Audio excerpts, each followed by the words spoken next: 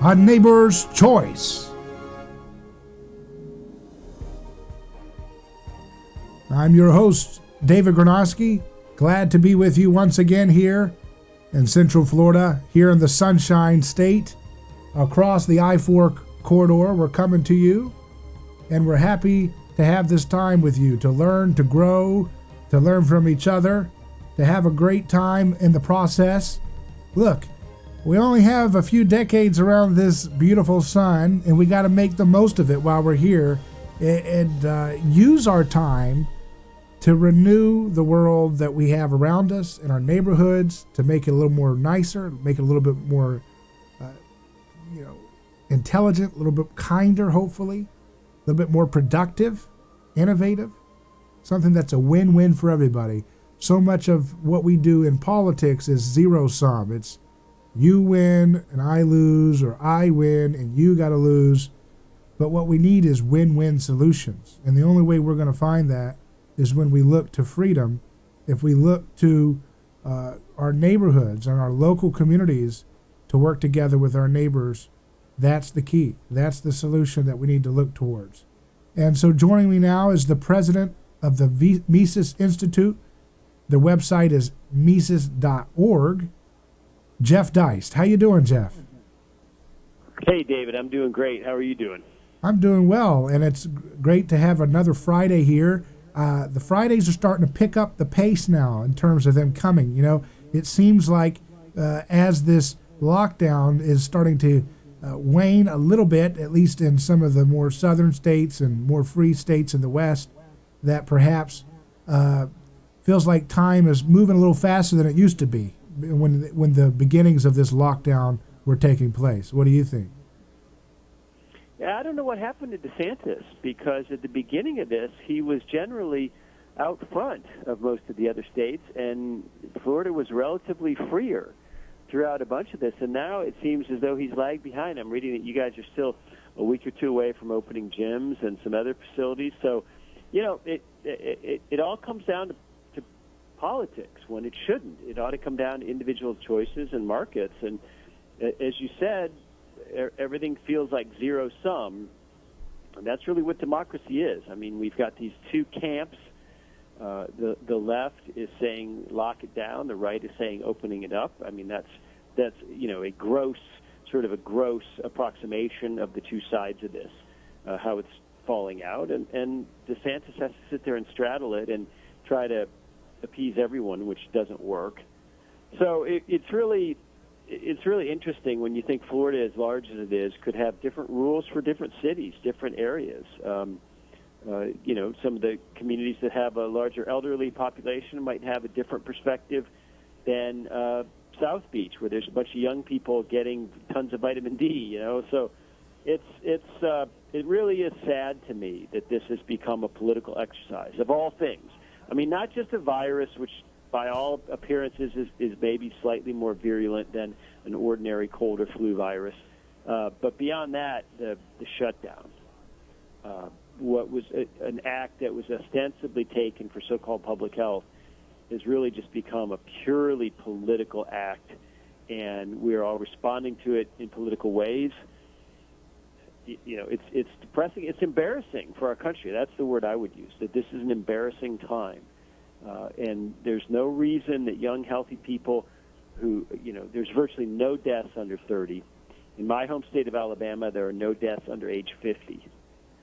The average death from COVID in the United States is actually higher in age than just the average age at death in this country. It's in its 70s. So the whole thing now has been exposed, at the very least, a gross overreaction to a smaller threat than anyone thought. And at worst, it's something where the political class is actually enjoying this, that they're actually using this crisis, not creating, but using this crisis to avail themselves of the people's mood and legislate themselves a bunch of new powers over us. So very, very distressing, and I think we're all responsible, David, for pushing back. And their only way they seem to succeed is by always trying to monopolize the overarching narrative. because it's that narrative that pulls the economics and the policies and the legal precedents along for the ride.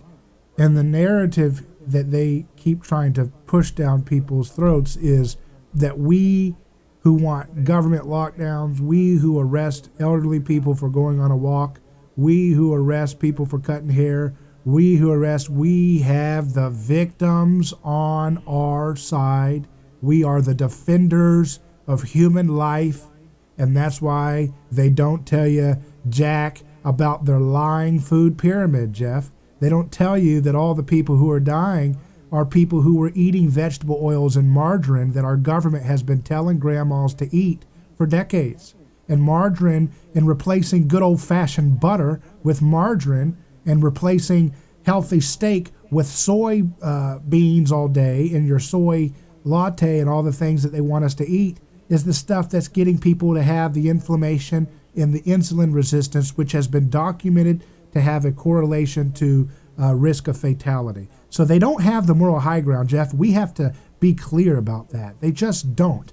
They actually are the ones setting up the problem for people to have fatal cases of this virus. Absolutely true. There's no question that obesity and morbidity from COVID are related. There's no question that the government's been pushing a high-carb diet on people for a long time, which I don't think was correct. So I'll definitely grant you those two. But beyond that, you use the term human rights, and I was reading somewhere the other day where a blogger or somebody referred to the ability to go make a living, to improve one's economic circumstances, is absolutely a human right. And we have a lot of built-up capital in this country. We're very, very fortunate. Most of us just by accident of birth, David. We're nothing special in the brains department. We're nothing special in what we've gone and done. Okay, we had the good fortune to be born into the West, into a time and place of relative prosperity. And as a result, we live in a country that has some built-up capital, which means that we can survive. People in this country are eating, even though we're not producing much in the way of goods or services, because we have some capital built up. We have capital accumulated over many, many decades. In countries where things are a little closer to the bone, like India, there are millions of people who don't have capital accumulated and who literally live hand to mouth. And so when they're not working, they're oftentimes walking back on foot without any food, without any shelter, to their home villages. This is the case for millions of migrant workers right now, even as we speak in India, literally walking to their home villages in the hopes that there will at least be food there. So the idea that this is not a human rights concern, that this is just economics or business, that is Western privilege speaking. That is the attitude of someone who thinks that wealth just materializes around us, when in fact it does not materialize around us. And at some point, paraphrasing Elon Musk the other day on the Joe Rogan show, we got to go make stuff, and that includes food. We need to produce food. So this is not going to be a rhetorical exercise very soon. Within 30 to 60 days, we're going to see real problems with distribution and with supply chain in this country. And Americans, I hope, are leaning on their governors, on people like DeSantis, because we're starting to see a lot of states open up. Alabama, my home state, is doing much better. In just the past few days, I've had a steak and a martini. I've been to the gym. I've had my teeth cleaned. I've had a haircut. All these things we took for granted, and it's a beautiful thing. We got to pour the pressure on, and we got to show the world that places can reopen safely without a spike in deaths, and we need to do it now. Yeah, we do, and there needs to be common sense here, that we learn to reject the government policies that have let us have such a disastrous encounter with a new virus. Let's just put it this way: if we didn't have government USDA subsidized foods and distorting the food market to make junk food so cheap and healthy foods relatively expensive, if we didn't have that, you wouldn't have the level of fatality that you have today, because they're the ones that set us up to fail, whether they understand what they've done or not. And I think increasingly the science is showing that the food pyramid was quackery, and I'm going to keep slamming that in their faces every time I can, because it's the elephant in the room. But I wanted to shift here because you just did a online seminar on Mises.org about the COVID crash. And that's something a lot of people are concerned about right now. I know there's a lot of listeners in our audience who are involved in the stock market, or they have a business, or they have real estate holdings, or they're looking to get into buying a home and all these different factors. And the thought of a big crash is something that's probably on the minds of a lot of folks out there. Jeff Deist, in your estimation, what's your perspective on this possibility of a crash? Well, we're in the middle of it. The crashes unroll sometimes slowly. If you think back to the crash of 2008, and let's hope this is only as severe as that. Let's hope it's not something closer to the Great Depression, God forbid. But if we look back at 2008, I mean, it took several months before stock market lows were reached. It took years, all the way until 2012, until the housing market reached its absolute bottom. So this isn't necessarily something where it was just a virus, and because of that, we're going to bounce right back. I mean, we've lost 35 million jobs. That's as many jobs as were created since the crash of 2008. We have probably a real unemployment rate, David, of about 20% in this country. That's not something that you just get back in 6 months or 12 months. And if I were Donald Trump, I would be looking that square in the eye, because if he loses, that's why. Yeah, and meanwhile, he's announced kind of some ideas to use the military to get everybody immunized. That's kind of weird. Is he trying to do FDR or something? Is he trying to LARP as an FDR guy? You know, it's just so hit or miss with him. I mean, what a crazy bad idea. He definitely has images of grandiosity. That, wants to see himself as a wartime president, and this is some big war that we're in. It's not a war; it's a virus, and so he likes that. He likes the idea of grandiosity. But the one place in the world where you don't want grandiosity, the one place where you don't want people with a lot of ambition is government. In every other walk of life, it's good. In government, it's bad. And Trump, sometimes he listens to his instincts and sometimes he doesn't. But right now, from my perspective anyway, he is blowing the biggest populist moment of his presidency. He ought to be talking about ending the lockdown and getting people back to work. That's how he wins in the fall. We're speaking with Jeff Deist, the president of the Mises Institute. And when we continue, we're going to unpack more of what we can expect from the economic fallout of this lockdown, the political implications, and the economic expectant results that we should look forward to and prepare for as best as we can, using common sense, using confidence, and using a positive attitude as we guide ourselves through these unique times. A Neighbor's Choice will continue after these short messages.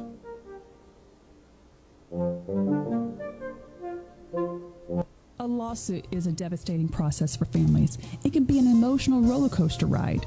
There is a law firm in Tampa Bay that practices with this in mind. That law firm is Catania & Catania. We know and handle personal injury law for families with care. If it's an auto accident, medical malpractice, nursing home negligence, unsafe working conditions, or motorcycle accidents, the law firm of Catania & Catania will take care of the process worry-free from start to finish. Many victims don't even realize they can claim compensation for their loss until they talk to us. Catania & Catania only represent private individuals. We treat every case as if it's going to trial. Putting families first is more than just a slogan. It's our way of practicing law. It's our commitment to you. Remember, we don't get paid if you don't get paid. So go to CataniaCatania.com, award-winning, over 28 years, and family first. Catania & Catania, personal injury, auto accident, and motorcycle accident attorneys.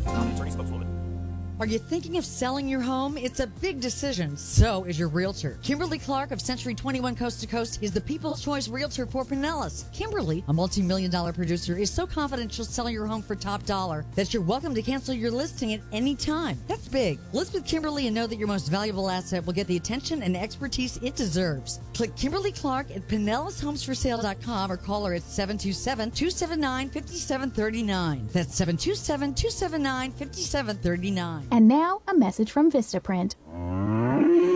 This is a cow. The cow that made the milk that was made into the cheese that made Tober Dairy Farm into the talk of the craft fair. But cheese only lasts so long. The impression a small business like Tober Dairy Farm makes can last much longer, with the right business card to back it up. And now Vistaprint is introducing free shipping on all business cards in any quantity. That's right, free shipping on any card, any style, any quantity. Plug your information and logo into hundreds of fresh designs tailored to your type of company, or upload your own original layout. Pick from paper stocks like matte, glossy, or uncoated. You can even upgrade to a unique touch like rounded corners. The choice is yours. The time is now. I said now, not cow, Farmer Tober. For a limited time only, get free shipping on all business cards in any quantity at Vistaprint.com with promo code 2828. That's promo code 2828 at Vistaprint.com. Vistaprint. Own the now. And now, Easy Lift Movers is on the air, reminding all Americans to show support to the brave men and women of our U.S. military. Their bravery and tireless efforts should never go unnoticed. This salute is brought to you by Easy Lift Movers, serving the community with quality and pride. Call the pros today, 813-505-8474. That's 813-505-8474. Also, all troops and veterans will receive a 10% discount. That's Easy Lift Movers, proudly saluting our troops and veterans. They are professionals who care.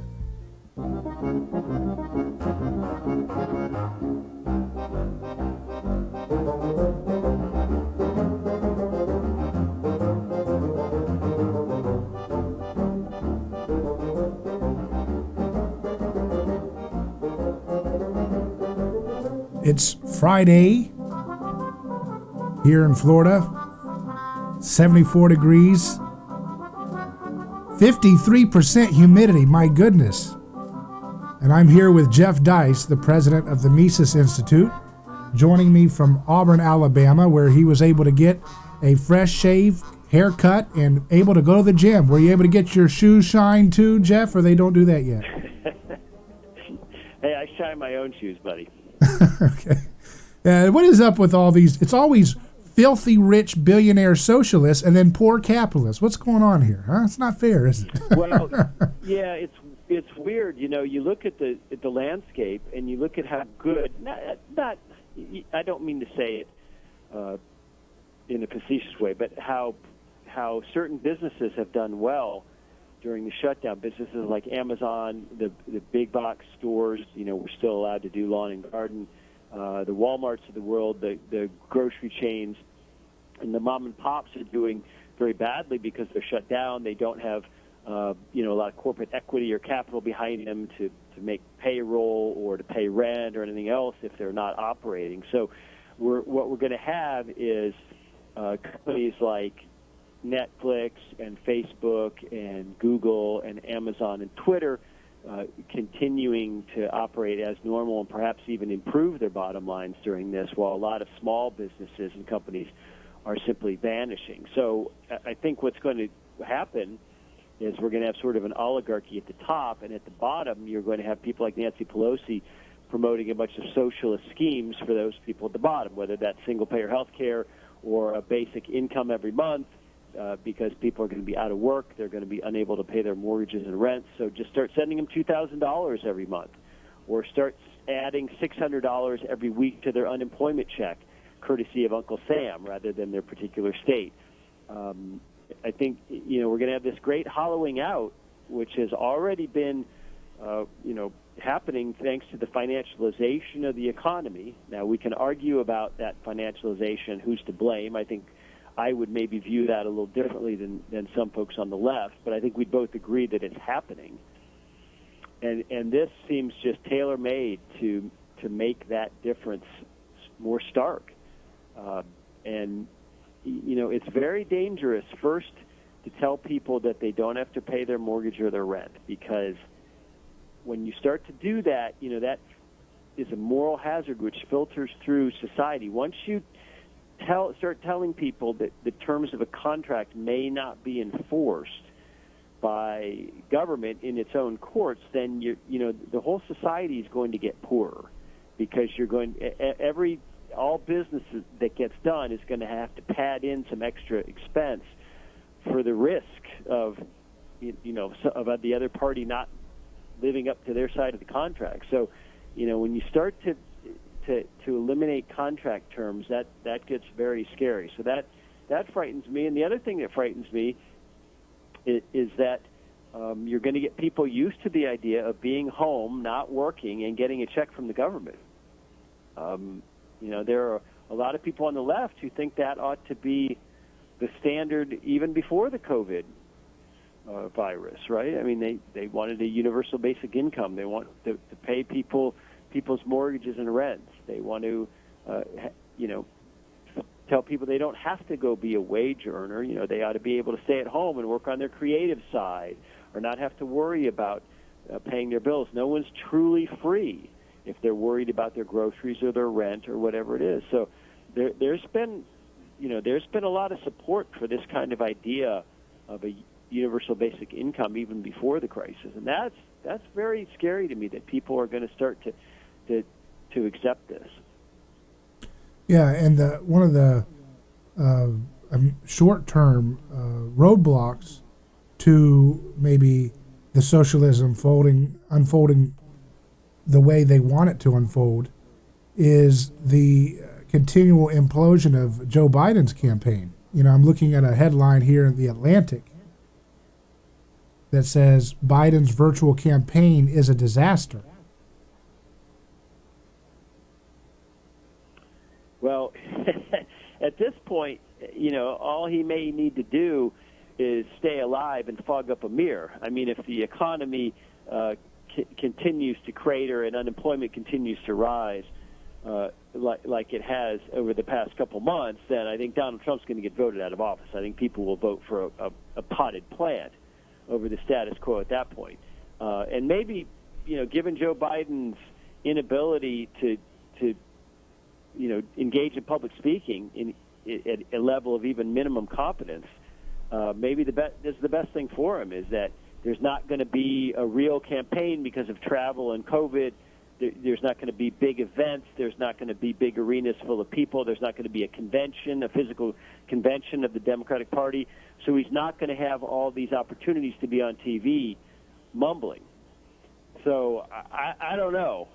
But if I were Donald Trump, I would be thinking about average Americans. I wouldn't be thinking about Joe Biden. I wouldn't be thinking about Dr. Fauci. I wouldn't be thinking about the WHO. I wouldn't be thinking about Obama and making up this story about the Russians. I would be thinking about mom and pop, ground level.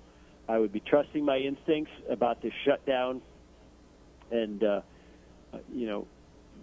playing to the strengths that whatever those are, which Donald Trump has, which are sort of reflexive anti-elite tendencies, and he's not doing that right now. He's listening to a bunch of people around him. He's waffling on the shutdown.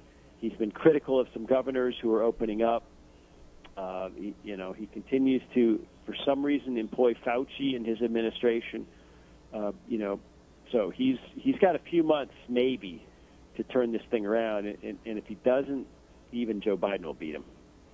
Yeah, and the theme I keep seeing about government is decrepit, and decay. Biden over here is supposed to be the guy that's going to save us, according to all media, or most media, and at least most proper media. And yet, here's a headline today. He says that the pandemic has cost us more than 85,000 jobs and millions of people's lives. So, it's just, this is supposed to be Mr. Fix-It that the media wants us to do. But I think, the way Andrew Napolitano framed it in a new headline, that the country, he says, has gone from a free state to a police state in a period of 6 weeks. And I don't think we've, even had time to fully process. It's just been so bewildering to see how quickly America has fallen into this kind of, as you referred to earlier, first of all, snitching on each other and criminalizing every nonviolent choice. I mean, I used to think I had a kind of a unique angle with reporting on people who were victimized by nonviolent crimes. Now everybody is. You know, you can't even get the mail without getting arrested or something. And so now it's like, my goodness, just 6 weeks and a novel virus, and here we are. Yeah, and do you think that that's all it would take if we really were a confident, prosperous country, if we were strong, if we were standing on a good, strong foundation? Because we've been told, certainly by Trump and others, that this was the greatest economy in 50 years and, you know, all these other things. But, wow, I mean, where are people's savings? Most households and businesses don't have 2 months. You know, where are people's basic skepticism regarding government pronouncements? Where are people standing up to these governors? We've seen a little bit of it in Michigan. You know, this doesn't strike me as the pose of a confident country that's on the upswing. This strikes me as the pose of a country that is hunkering down and just trying to, you know, keep what they've got, and especially for baby boomers, maybe just limp along to the finish line without making too many waves, keep Social Security intact and that sort of thing. It doesn't strike me as the country that was talking about going to the moon, or the country that was talking about, you know, saving Europe and the Marshall Plan and this and that.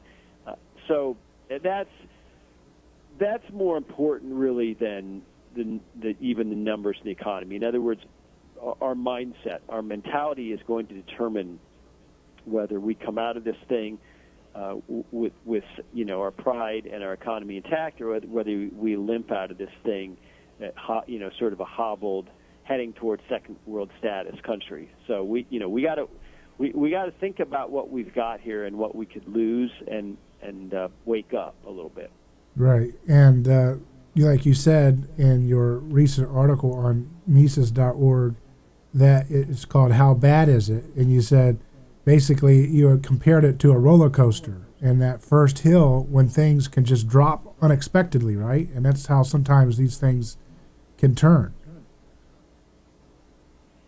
Yeah, they absolutely can, and if you look at human history, there are lots of countries where things went sideways or worse very quickly, and you know, seemingly overnight. Great empires. So the idea that it can't happen here, and I think that idea comes from the fact that a lot of Americans under, let's say, you know, 50, don't have much of a sense of anything other than American domination of the world. And so, you know, we've always had a strong dollar. We've always had plenty of material prosperity in the last half century, and so people just imagine that we always will. And that's not how the world works. That's not how history works. We have to get up every morning and make it happen. We're not determinists, David. We're not, we're not fatalists who wake up and say, well, America's future is written somewhere on a piece of parchment, and there's nothing we can do about it. I mean, that is a distinctly un-American point of view. We wake up in the morning, and we all do what we do, and we make America happy, and it happen. And you know, as long as we have lockdowns and people are abiding by them, wow, this is not a country that's going to do well sitting in neutral. If there's one thing you could like prioritize, that if you had your way, if you had that proverbial magic wand, you could wave it and maybe see something take place that could help get us out of this rut, what would it be, knowing what you know about economics and markets and how they work? There were one thing I would call for private competitive money. In other words, you don't have to get rid of the dollar. You don't have to get rid of the Federal Reserve. You don't have to get rid of the euro or the European Central Bank or any of it. You just simply have to allow people to transact and save and even pay their taxes in any kind of currency they like. So that would include gold or Bitcoin or Swiss francs, I guess, if that's what they chose. That, I think, would be the single best thing we could do to break the grip of U.S. dollar hegemony. And as long as the U.S. dollar operates at will via the Federal Reserve System, Congress is just going to keep spending because they're going to know they can issue Treasury debt, and ultimately it'll be if necessary, it'll be bought by the Fed. So as long as politicians politically control money, I know a lot of people will tell you that the central bank is independent. It's not independent. It's a creature of Congress. Congress created it by statute. Okay. As long as we have political control over money, that means that one half of every transaction is basically centrally planned. You go buy a car, you look at the quality of the car, you read a consumer report on it. But who looks at the quality of the dollar being exchanged for it? Who does a consumer report on that? Mm-hmm. So we can't have a free market system truly until we have some form of competitive or private money, some choice. And since we don't have that, whatever we've got, I wouldn't call free markets or capitalism. Wow, very well said. So that's something that is appreciated, the issue of competitive money, and it's something you don't really hear on Fox News or anybody like that. Not that but I guess it's something that we need to do more to explain the benefit to the average person that competitive money would provide in a time like this, and try to show people the blueprint of how that would protect them from the boom-bust cycles that these central banks and governments create. Well, absolutely. It's so important. I mean, first of all, you can't make interest on your money in America. So you're losing to inflation just sitting there. So you have to go out in the stock market, which is, talk about a scary thing to go out into right now, to try to just stave off inflation. So the idea of competitive money, anybody who follows me on Twitter at Jeff Deist, just shoot me a message.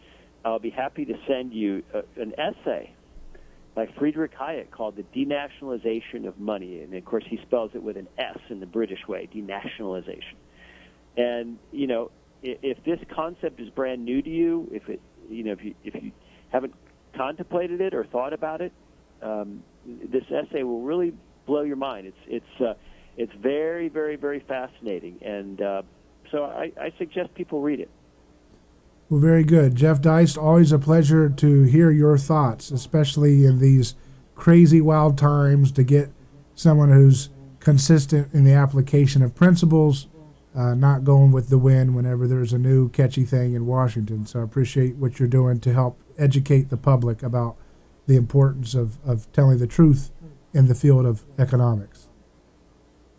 Well, thank you for having me on, David. And I want everyone to follow you at Jeff Deist on Twitter, and visit Mises.org for great economic articles, and occasionally you'll see my pieces there too. So we'll talk again soon, Jeff. Have a great weekend. You too. A Neighbor's Choice will continue, and what's in store for our educational future? That's another issue that needs to be looked at in this time. It's Friday, so it's time to have some fun in the weekend, but maybe this gives us some time to do some research on the power of alternatives to public school education. We'll look at that in just a moment on A Neighbor's Choice.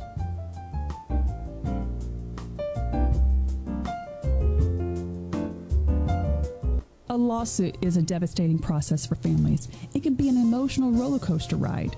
There is a law firm in Tampa Bay that practices with this in mind. That law firm is Catania & Catania. We know and handle personal injury law for families with care. If it's an auto accident, medical malpractice, nursing home negligence, unsafe working conditions, or motorcycle accidents, the law firm of Catania & Catania will take care of the process worry-free from start to finish. Many victims don't even realize they can claim compensation for their loss until they talk to us. Catania & Catania only represent private individuals. We treat every case as if it's going to trial. Putting families first is more than just a slogan. It's our way of practicing law. It's our commitment to you. Remember, we don't get paid if you don't get paid. So go to CataniaCatania.com, award-winning, over 28 years, and family first. Catania, personal injury, auto accident, and motorcycle accident attorneys.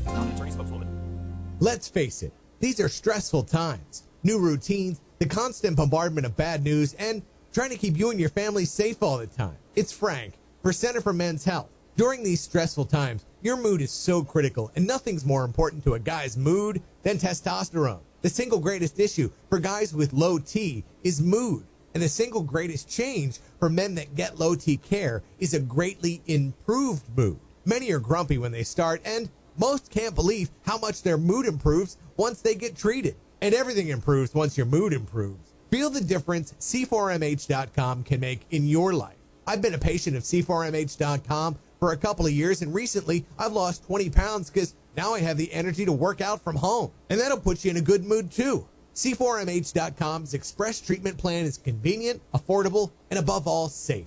And with locations all up and down West Florida, there's one near you right now. Find out more. Go to C4MH.com.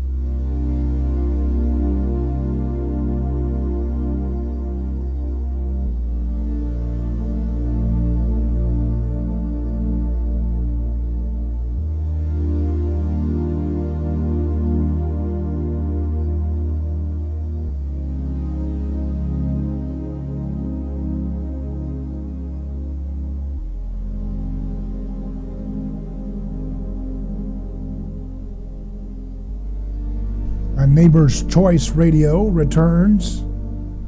I'm David Gornoski. We're live.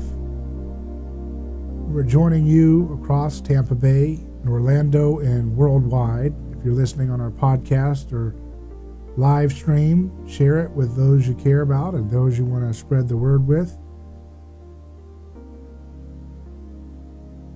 I think one of the stories we need to pay attention to that's kind of not getting enough attention in the media is the revelation that Senator Rand Paul announced at a press conference earlier this week about how, the unmasking of Michael Flynn and how it ties into the abuse of surveillance that continues to take place in America. Using surveillance as basically an attempt to use political power and leverage over people who go off of the establishment, a greedy power center that rules D.C. and its crony allies around the country. And so, Rand Paul noted that the Democratic nominee for president, Joe Biden, looked like he was signing off on the unmasking of General Michael Flynn, as well as some other members of high rank in the Obama administration, and you get hardly any coverage of this. And I just think it's so bizarre that in a nation that prides itself in having bipartisan support for an independent Democrat and Republican support for privacy, generally speaking, that this has been met with almost yawns in the media. This idea that it's just like, well, whatever. What else is this a real big deal? This is huge. The idea that people can be, monitoring and, you call into you listen in on a foreign, if a journalist calls a foreigner, and then that gives the government the ability to say, well, we can listen in because it's a foreigner. And meanwhile, we'll go ahead and just, unmask the guy who's the American talking to them, and then we get to hear what the American's saying. Meanwhile, as Edward Snowden revealed with the NSA, they archive everything. And so this deniability, this plausible deniability that they try to maintain that, there's no real evidence of any abuse of our privacy, American privacy, using these vast apparatuses of surveillance is laughable. And the media should be, put out to business. They should be driven out of the marketplace by more effective, honest media truth tellers. Because, every person, left or right, independent, whatever, should be united in wanting to have a society that is free from constant surveillance. Meanwhile, they're talking about all kinds of novel new ideas to try to have, tracers and tracking apps for people who've had this virus or people who get the, and I heard I believe in Washington, they're going to have, if you want to go to dinner or go to a restaurant, you got to be, the restaurants are forced to put you on a list and get your name and your email and I don't know if it was address. I had to look that part of the details up if that was in there, but they wanted to have your records preserved, and the restaurant owner is going to be forced to comply with harvesting these records for people that are going to dinner and stuff. And I just think this is such a troglodyte approach to treating human beings in such a barbaric and brutish way that's driven by nothing but a knee-jerk love of using power in a time of crisis, in a time of panic. I call it masked hysteria, because that's exactly what this is. It's hysteria masked as authority. It's not authority that people are moving their political prescriptions from. They don't know what they're doing. They don't know about what the foundation of this virus is. They don't know, its level of fatality rate. And what we do know of the data shows that the forced lockdowns and police state procedures like forcing restaurants to preserve names of their customers and emails and contact information for people that visit their restaurant during this time, we know that those type of measures have had no correlation with having a significant reduction in fatalities compared to states that have taken a more hands-off American approach. Something that was so foundational to our country not too long ago seems like such a far-off, distant memory now. And it's up to us to stop this. We cannot allow this kind of momentum to continue to unfold month after month, year after year, where we stay asleep at the wheel as they surveil us and want to track us and take all our privacy away and force us into doing this, force us into eating this kind of food. They want to do a meat tax in some people's perspectives. They want to tax you for eating meat and then subsidize eating corn and sugar and soy, which are terrible and inflammatory and linked to a lot of chronic illnesses when you're eating that massive amount of those types of foods on a regular basis. So it's just so bizarre. You just have to just say, enough, I'm tired of these people, I'm turning them off, and I'm going to go ahead and enjoy my life and breathe in the fresh air of freedom with my friends and family and neighbors.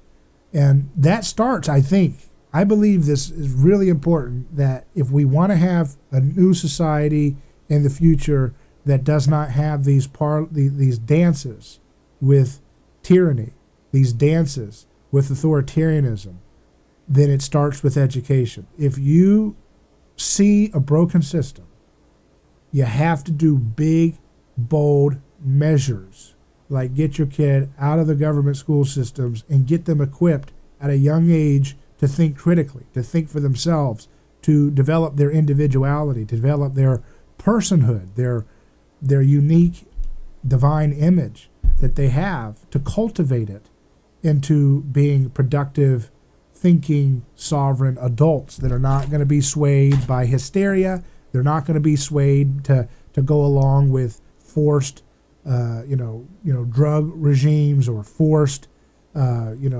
compliance with people not allowed to cut hair. They're not going to have that kind of stuff. If we do the work now to say, you know what, I cannot be a part of the problem. I've got to be a part of the solution.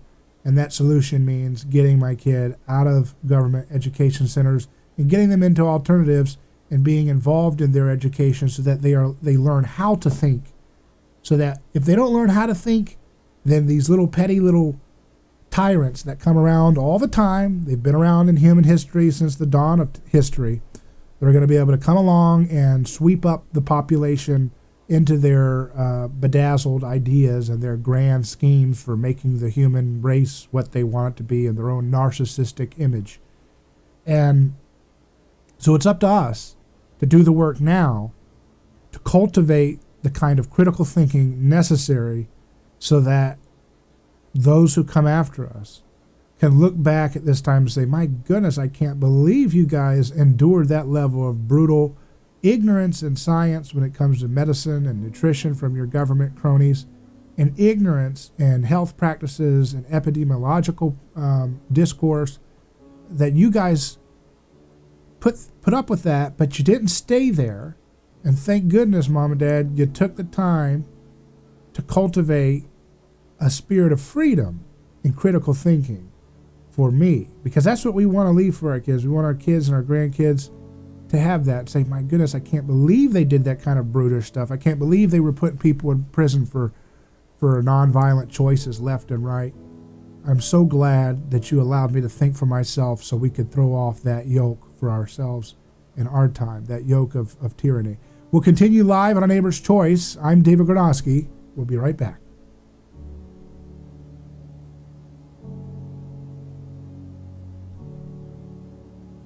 A lawsuit is a devastating process for families. It can be an emotional roller coaster ride.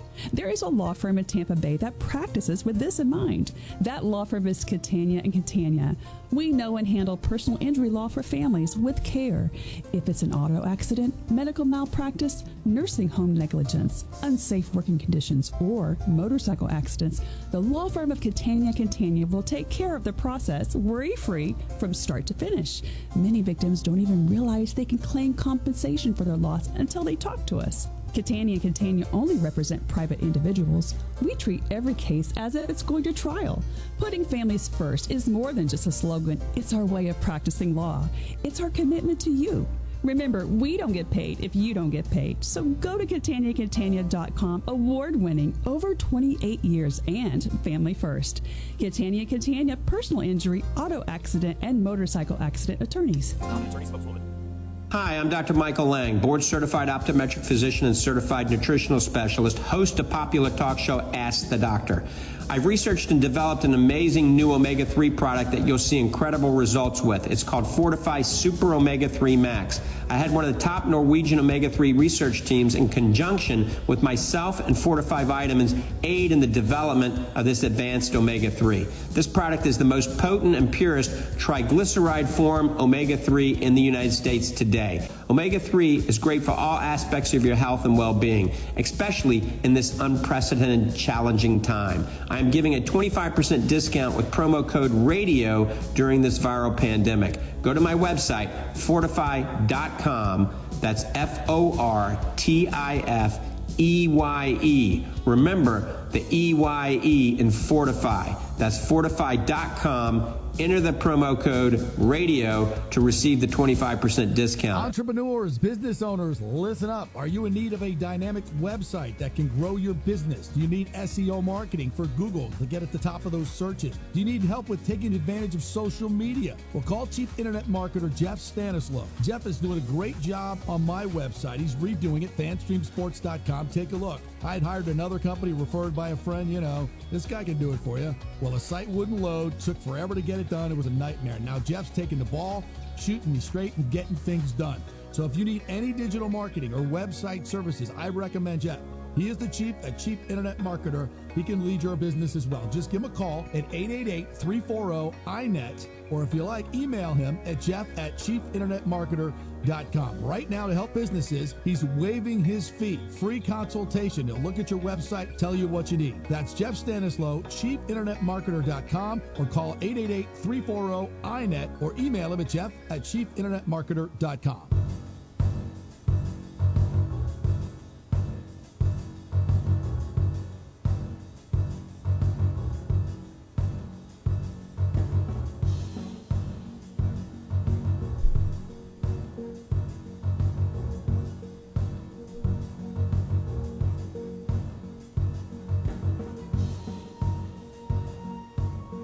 A Neighbor's Choice is back.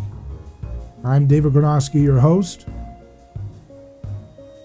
Always visit our website at neighborschoice.com for all of our episodes and essays from our team that we have on neighborschoice.com. We've got a lot of great essays and past episodes and video episodes that are all found on neighborschoice.com, as well as some teaching guides for what we're all about on this program, which is the personhood revolution that was founded by Jesus 2,000 years ago.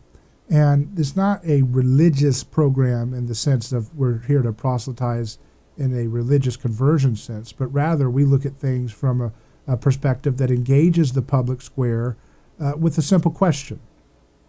Who is your role model?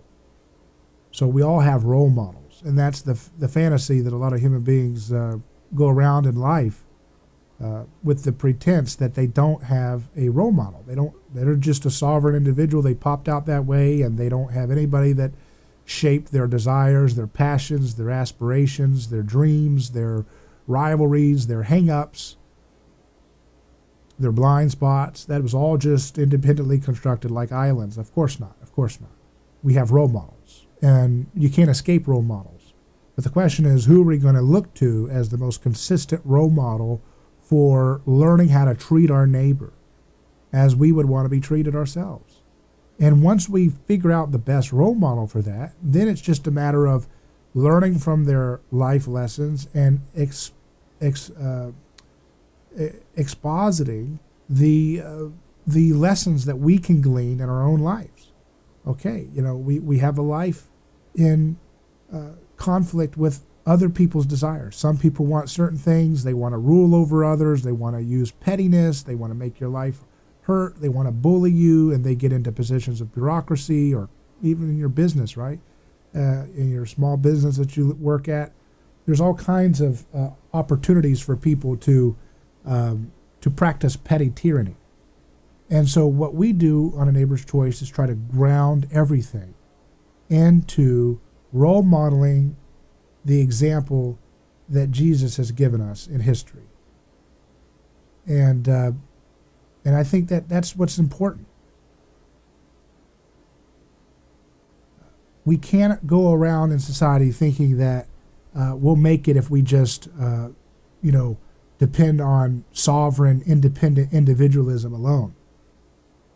We all in society, including those who are buying into democratic socialism and all kinds of other bad ideas, they tend to believe that they're sovereign little individuals. But we're not. We have role models that guide us, and we need to be more intentional about which role models we allow to shape the way we conduct our morals and our ethics. Marx has his own ethical example that he role modeled in his work. Von Mises has his own role modeling example that he gives us. Adam Smith has his own role modeling that he has given us in his examples of his work. But what I don't see is an acknowledgement that the person who has had the most historic impact in shaping our modern lives, Jesus, whatever you think of that name, there's not enough of appreciation about what he would do when we have times of political conflict, how he would solve them. So often we get a bad idea that's not founded and connected to the real Jesus. And that bad idea is that Jesus is a strictly religious figure, kind of like a disembodied deity that you have for a private, quiet, private life religious figure, and you can pick him with any other private religion. But that's not at all what was going on with Jesus' project, and that's not at all anywhere close to explaining how much of what we do in our Western societies and the globe are wrestling with the questions that Jesus himself posited into history with the things that he did and the life that he led and the awe-inspiring change of way of doing things that he gave to those who saw him and those who heard about his life afterwards. And it's important for us to be cognizant of that. It's important for us to distill some lessons. Jesus doesn't talk in a way of like teaching abstract principles like we think of in a modern philosophical sense, but he does give us life examples. And whether we are religious or not, those are life examples that we can pull from in our daily life and in our civic life. The way we vote, the way we participate on a jury. Do we go along to get along and just say, I want to go back to my job, or I want to go back to quarantine, or whatever it is, and I'm just going to just say guilty or whatever just to get out? Or are we going to actually do what the founders intended? You know, a lot of Christians like to cite, obey Caesar, do what Caesar says. But our Caesars, our founders of our republic, said that when we have a jury participation, that we're to judge the moral foundation, and we're to judge the laws themselves with our power on the jury. So to obey Caesar in our context would be to follow their prescription and how to use the jury system to participate, not just judging the facts of the case, but also judging the morality of the sentence that's attached to the law, as well as the law itself. Should there be a law, my neighbor might wonder, to put people in a violent cage called prison for selling raw milk, to squeeze milk from an udder and then sell it to somebody else? Should that be a law? Can human beings function without that law? Can they thrive without that law? Would they thrive better without that law? Do we have a right to hurt people that do things that we're scared of, like sell raw milk or cut hair without a license, like one elderly man is doing during the lockdown? They took his license away because he was cutting hair, and he still kept cutting. Which begs the question, why do we have a license to cut hair in the first place? We know there's all kinds of free market and private associations that provide credentials and qualifications. You know, private schools have all kinds of accreditation services that have rigorous standards that are not mandated by government, that ensure quality is done in the service that's being provided. How much more so could we use free, nonviolent market solutions and industry associations to ensure the quality of hair salons, so that in the future, elderly men who are trying to cut hair and use precautions can still cut hair and use precautions without having to deal with petty tyrants, sending men with guns to deal with them. That's not the kind of country we're going to leave for our families. It's not. In the name of God, we're going to rebuke that kind of disgusting treatment of human beings. We're not going to allow that kind of nonsense, that kind of petty bullying, that kind of disgust and disdain for the beauty of human life and liberty. That was given to us by God. It is not negotiable. It is not there to be tossed away at the moment of some kind of hysteria. So let's fight for it. I'm David Gornoski. Have a great weekend. We'll see you soon. Godspeed.